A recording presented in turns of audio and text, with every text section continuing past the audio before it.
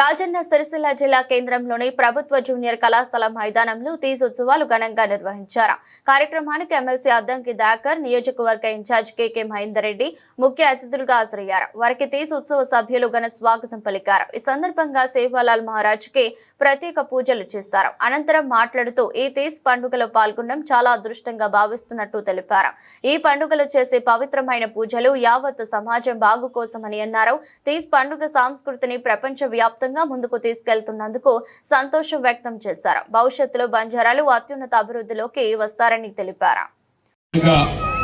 పవిత్రత అనేది కేవలం మన జాతిలో ఉండే కన్యలకే కాదు, యావత్ సమాజం యొక్క బాగు కోసం మీరు చేసే పూజలు ఈరోజు మాకందరికీ తెలుసు.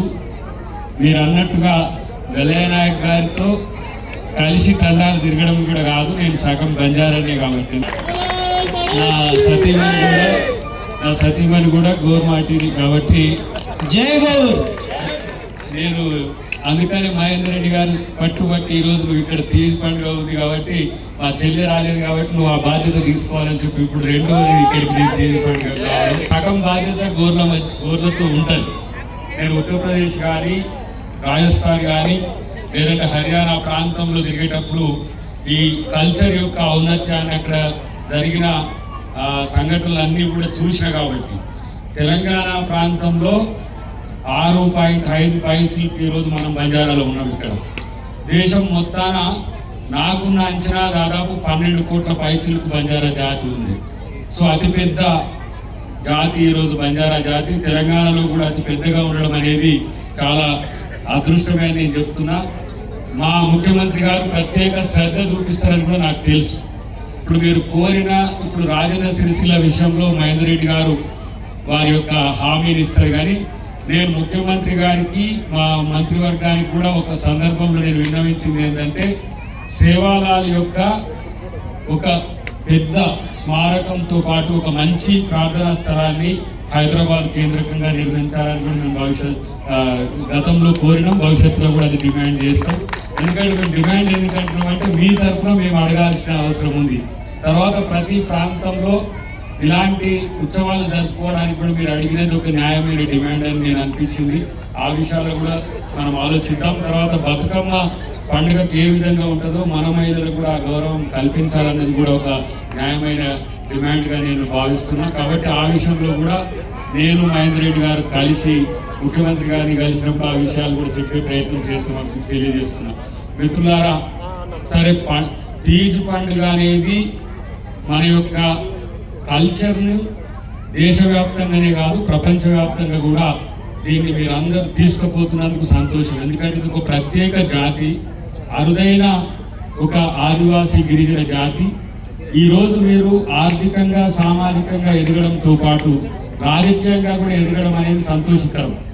ఎందుకంటే రాజకీయంగా చాలా ప్రాంతాల్లో మన వాళ్ళు నాయకులుగా మారడమే కాకుండా నాయకులుగా మారడం కాకుండా రేపు మీకు మంత్రివర్గంలో కూడా స్థానం వచ్చే రోజులు భవిష్యత్తులో ఉంటాయని నేను ఆలోచిస్తున్నా. ఎందుకంటే ఆ పెద్ద కమ్యూనిటీ కాబట్టి చాలా మంది డిమాండ్గా కూడా ఉన్నది. కానీ ఇంత పెద్ద కమ్యూనిటీ మీరు చదువుకోవడం అనేది అందరూ చేస్తున్నారు. చాలా వరకు నేను చూస్తున్నా, దేశం మొత్తాన చూసినా, మన తెలంగాణ ప్రాంతంలో చూసినా భవిష్యత్తులో అత్యంత అభివృద్ధిలోకి రానున్న జాతి ఏదైనా ఉందంటే అది బంజారా జాతి. మీరు దాన్ని దృష్టిలో పెట్టుకొని మన యొక్క జాతి ఔన్నత్యాన్ని కాపాడండి. ఎందుకంటే సేవాలాల్ కల్చర్ ఎట్లనో మా ముత్తాత గారు కూడా సేవ్యా సాధు కల్చర్కు నాగార్జున సాగర్లో లచ్చరామ్ నాయక్ గారు జానారెడ్డి గారితో కలిసి ఉంటాడు. ఆయన సేవ్యా సాధు గుడి ఉంటుంది అక్కడ. నేను ఆ కల్చర్ను చూసిన నా ఎన్నికల్లో కూడా తను ప్రచారానికి వచ్చినాడు అప్పుడు తుంగతుర్తిలో. ఆ జాతి యొక్క ఔన్నత్యాన్ని నాతో కలిసి తిరిగేటప్పుడు ఆయన చెప్తున్న వైనాన్ని కూడా నేను గమనించిన కాబట్టి నా సతీమణి కూడా బంజారా కాబట్టి మీ యొక్క డిమాండ్లలో నేను కూడా భాగస్వామిని భవిష్యత్తులో పోరాడతా. ఎందుకంటే వెలయనాయక్ గారు కూడా నాకు తెలిసి నేను వెలయనాయక్ గారు ఒక 15 సంవత్సరాల నుంచి దేశంలోని ఒక 5-6 రాష్ట్రాలు మేజర్ రాష్ట్రాలు దేని మీద అంటే ఒకే జాతి ఒకే గుర్తింపు అనే దాని మీద. గోర్ జాతి ఒక దగ్గర ఎస్సీగా ఉంది, ఒక దగ్గర ఎస్టీగా ఉంది, ఒక దగ్గర ఓసీగా ఉంది, ఒక దగ్గర ముస్లింగా ఉంది, ఒక దగ్గర ఓబీసీగా ఉంది.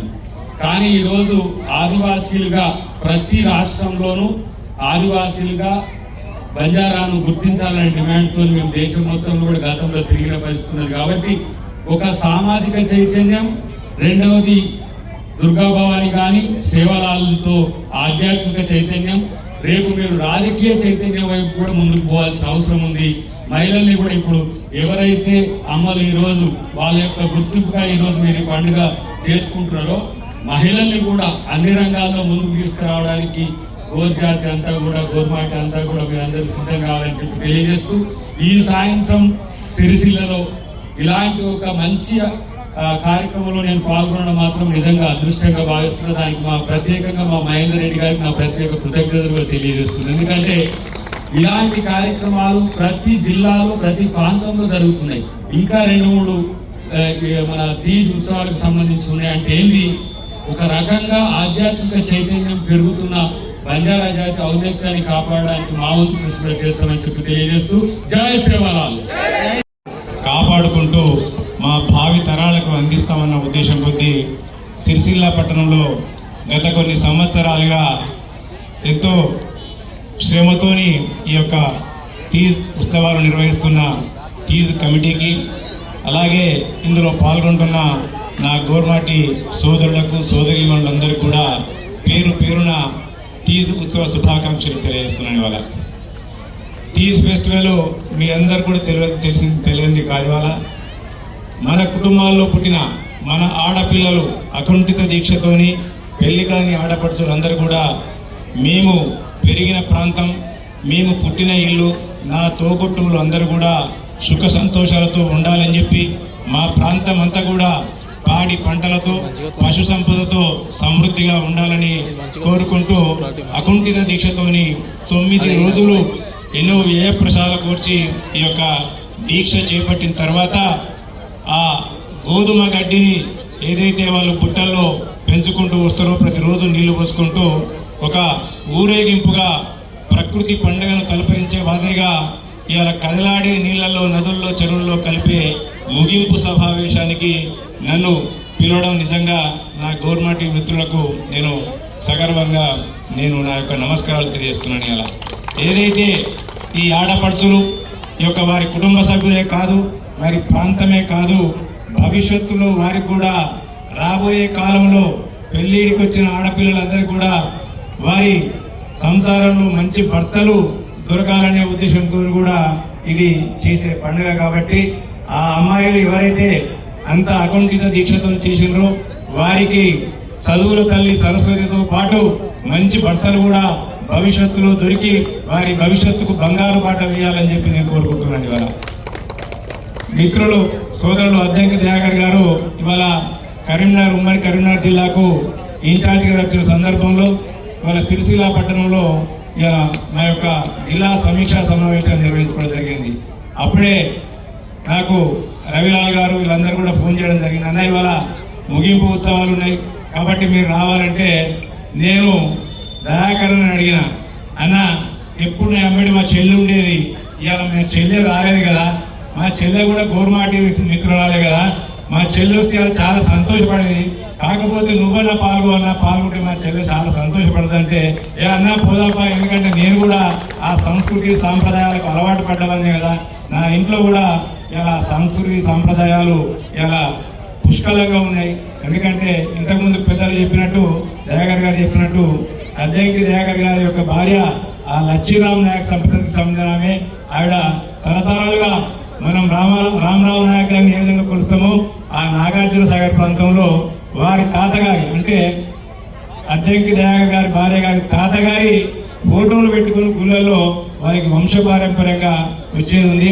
కాబట్టి అది చెప్పగానే నా సంస్కృతి సాంప్రదాయం, నా ఇంటి దీపమే ఇవాళ మా బంజారా బిడ్డ కాబట్టి ఇవాళ నా ఇంటి దీపాన్ని ఇక్కడ నేను వారి యొక్క కుటుంబాలను నేను ఇలా వెళ్ళినట్టయితే తను కూడా ఎంతో సంతోషపడదని వచ్చింది. అందులో భాగంగానే వారికి విపరీతమైన అనుభవం ఉంది. ఎందుకంటే ఈ దేశంలోని అనేక ప్రాంతాల్లో మా మిత్రుడు ఇంకో మిత్రుడు ఇలా అద్దంకి దయాకర్ గారు ఏ విధంగానైతే ఇలా ఉద్యమ బాటలో తెలంగాణ ఉద్యమంలో ఈ రాష్ట్రంలో సామాజిక సమీకరణలు ఉండాలి, మా కోటా ఎంత, మా వాటా ఎంత, ఆర్థిక సామాజికాల్లో మా అందరికి కూడా వాటా ఉండాలని చెప్పి బెల్లయ్య నాయక్ గారు కానీ అద్దంకి దయాకర్ గారు కానీ నిరంతరం పోరాటం చేస్తూ కాంగ్రెస్ పార్టీలో ఉంటూ దేశవ్యాప్తంగా తిరిగింది వాళ్ళందరూ కూడా. అందుకే వాళ్ళు చెప్పారు, ఇవాళ నేను చెప్పకుండానే వాళ్ళు చెప్పారు, ఇది నా బాధ్యత, మీ యొక్క వాటా కోటా ఏదగా ఉండాలో అనేది కూడా మేము నిర్ణయించుకుంటామని చెప్పడం జరిగింది. వారు కూడా డిమాండ్ చేస్తామని చెప్పడం జరిగింది.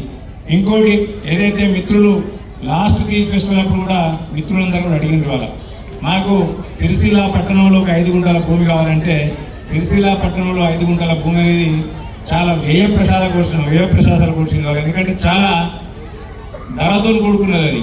ఇంకోటి ఏంటంటే ఈ ప్రాంతంలో నిజంగా కూడా చెప్పాలంటే ప్రభుత్వ భూమి లేదు. వాళ్ళ ఏదైతే మున్సిపల్ లిమిట్స్లో ఏదైతే భూమి ఉందో, పట్టణాల ప్రాంతంలో ఇక్కడ ఏదైతే కాలనీలలో భూమి ఉందో అవన్నీ కూడా ప్రభుత్వ అవసరాలకు, అంటే అంగన్వాడీ బళ్ళు కానివ్వండి, లేకుంటే పార్కులు కానివ్వండి, ఇటువంటివి నిర్మించడానికి వదిలిపెట్టిన భూమి లేదు.